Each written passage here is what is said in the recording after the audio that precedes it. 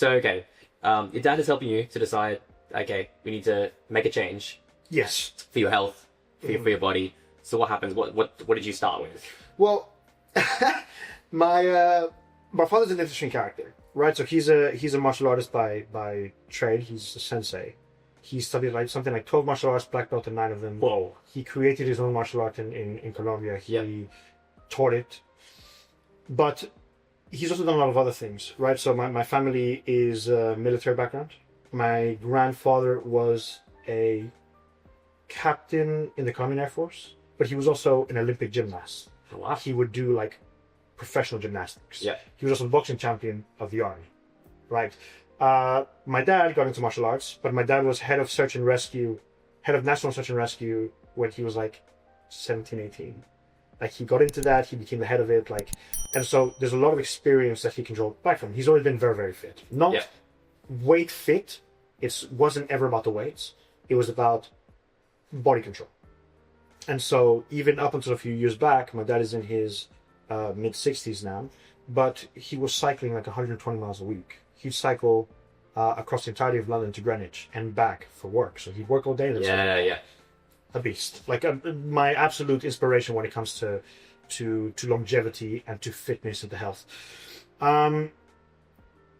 And the first thing that he ever got me into was parkour and freerun. So he was in his like late 40s, early 50s, and he'd come across while he was living here, parkour for the first time. Yeah. And when we were kids, he would teach us how to do parkour. And so that was kind of like the first bit of free movement that I've kind of received. So when I moved here, I got into a community that was all about parkour and freerun. And that's so cool. we would go training like 8 hours a day in central London, like a massive group of us, whoever was there, and we'd jump and we'd move and we'd go to gymnastic gyms. And it was, I think that also really helped, because it wasn't just exercise. It was a lot of friends. It was a big community. And it was just about having a good time and jumping around and moving. Like as a kid, we want to do that anyways. Yeah. And I didn't have the liberty of doing that because of my size when I was young. So it was just all that more freeing down the line. That's awesome. My mentor taught me that people join the gym for selfish reasons, but they end up staying for social. Yes. And it doesn't have to be like for the gym, but just for anything. When you find that community, and it's like that, people stay for that because it's completely agree. Completely agree. Yeah. I think that's the beauty of it, which I'm sure you've experienced when you're coaching your clients, right? The amount of times that I'll have people come up to me and go, "Oh," I'm like, "Well, why do you want to train?" And they'll say to me, "Well, this might sound a little bit like funny, but I just want to get like a bigger bum, or I want my arms to be bigger, or I want my chest to be bigger." And the first thing I say is, "Look, I'm not going to laugh at that. I think that that's a very respectable goal. Whatever goal you have, that's why I want you to keep it in mind." But I also say that because I know that in a couple of months' time, the goal is going to completely change. And it's going to go from, I want my bum to be a little bit bigger, or I want my legs to be a little bit smaller, to, I want to be able to lift this amount, or I want to be able to do a pull-up. And suddenly it becomes about performance and ability rather than physical aesthetics. And because you probably went through it when you started training. I know that I definitely started for aesthetic reasons. And yeah, aesthetics for me. It's a beautiful change to see that mindset shift from the aesthetic goals to the practical application in real life goals. And it's just fantastic. And then you're right, people stay in the gym for the people around them. One of my favorite things to say is that when I started PTing, within the first year and a half, something that you need to know about PTing is clients will come to you for your energy. If you match energies, great. And so if we don't match energies, I'll probably send it to somebody else who probably fit the best.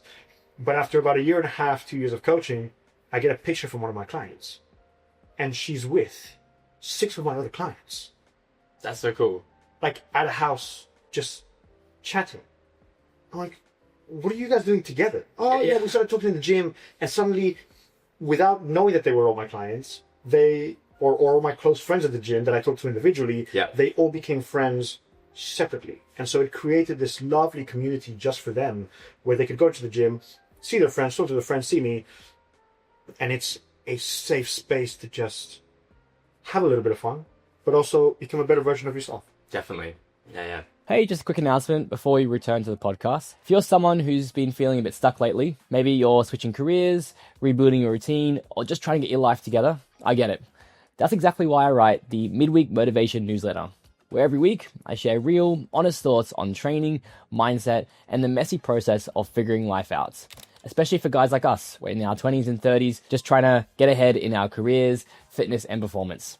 It's short and it's personal, and it might just give you the push you need during the middle of the week when it's least motivating. You can subscribe using the link in the show notes below, or go to substack.com and search up Midweek Motivation. All right, let's get back to the podcast.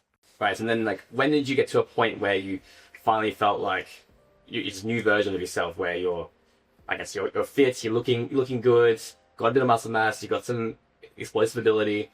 Where does that sit in your time then? So the answer to that is very interesting, because it was only very, very recently. When I started the gym, I told my clients this, I wish that I'd hired myself a personal trainer, because I made a lot of silly, stupid mistakes. When I was at uni, I ended up, I was tearing my right shoulder fully, dislocated both shoulders, messed up my lower back and my sciatica, doing just really silly things that I wouldn't recommend people to do now. Because I was following a friend, and we weren't experts in technique, understandably. PT is one of those things where you kind of look at it from, I'm going to compare it to something like plumbing. If the plumbing in your sink breaks, are you going to try to fix it yourself, or are you going to call somebody in to come and check it out?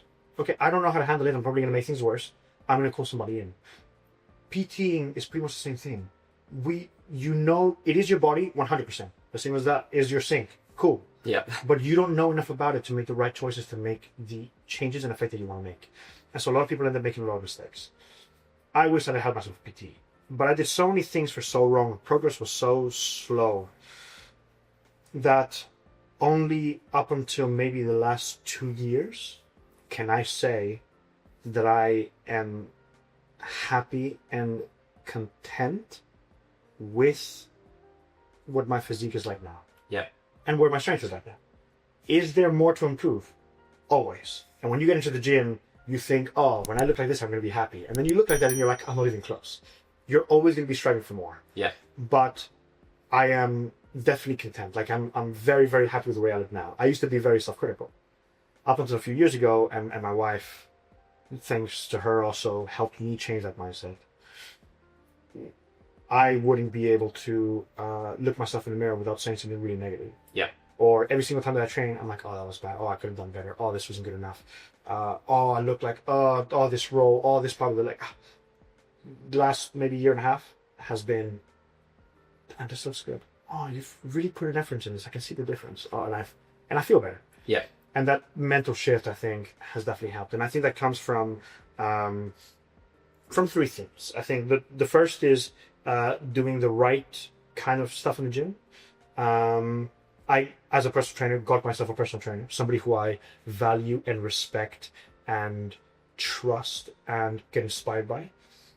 Before I ever got him as a coach, somebody who I consider a friend.